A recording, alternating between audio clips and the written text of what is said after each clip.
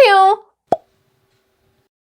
우리가 온라인에서 우리 상품에 대한 정보를 제공할 때 기본적으로는 제품 사진과 홍보글을 가지고 사람들에게 상품에 대한 정보를 제공하는 형식으로 접근하게 됩니다. 요즘은 영상 마케팅이나 라이브 커머스가 활성화돼서 직접 얼굴을 노출해서 안내하는 게 늘어났어요. 성과도 더 좋고요. 왜일까요? 세상이 아무리 각박해졌다고 하더라도 우리는 은연중에 얼굴을 보고 이야기하는 것에 대해서 더 높은 신뢰도를 가지게 돼요. 매장에 물건을 사더라도 케이스에 보면 성분이라든지 어디에 좋고 활용법이 다 적혀 있어요. 그런데도 우리는 옆에 누가 와서 이 제품을 추천하면서 이거 정말 좋은 성분들만 가득해. 요즘 가장 핫한 제품이야. 이런 한마디를 하잖아요? 그럼 갑자기 신뢰도가 상승. 사람의 얼굴을 보고 대화를 통해서 얻게 되는 정보에 신뢰도를 쉽게 가지게 됩니다. 인간은 사회적 동물이니까. 그래서 홈쇼핑에서 인지도 높고 이미지도 높으신 쇼호스트가 나와서 상품을 안내하면 완판 신화가 많이 일어나요. 상품에 대한 소비가 증가한다는 이야기죠. 그런데 홈쇼핑이나 라이브 커머스는 대부분 생방송으로 진행되다 보니 기술적인 문제나 스튜디오 등 현장 관리에 대한 것들도 신경을 써야 해서 일이 점점 커져요. 단순 마케팅으로 진행하기에는 어려움이 있습니다. 가능해! 돈만 맞으면.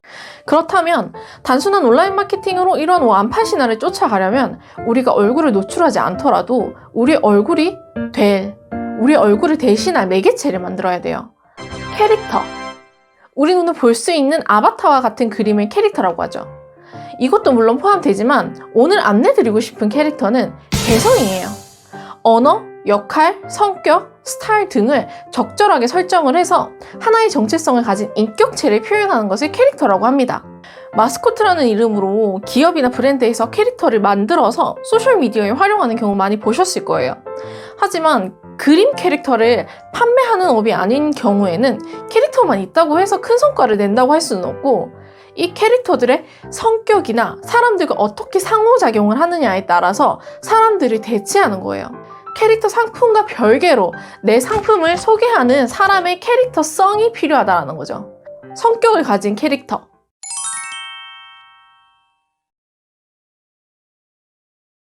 예를 들어볼게요. 우리가 블로그를 운영할 때 장문의 글을 많이 쓰게 되는데 아이디 말고 블로그 닉네임을 사용하죠. 안녕하세요, 흥이나입니다. 안녕하세요, 김소피아입니다 하면서 닉네임으로 소개를 하고 그러면 이 캐릭터도 컨셉을 잡는 거예요. 강의를 해야 하는 사람이니까 말투부터 뭐뭐 합니다, 입니다. 되도록 TM처럼 정석처럼 이야기를 하던가 아니면 발랄한 20대처럼 방방 뛰는 말투를 사용해서 관심 있는 주제를 선정하고 이야기하는 것처럼 홍보글을 써내려가는 겁니다. 후기가 아니라 상품을 소개하는 글이나 특정 주제를 가지고 이야기를 써내려가야 할 때 캐릭터성을 가지고 접근을 하면 사람들에게 친근감이 들어서 반응이 좋다는 얘기예요. 그리고 이 캐릭터가 활동성을 갖게 되면 더욱더 집중을 시키기가 좋아요. 캐릭터는 사용자의 인지도를 높이고 어려운 정보를 쉽게 전달하기 좋은 도구가 돼요.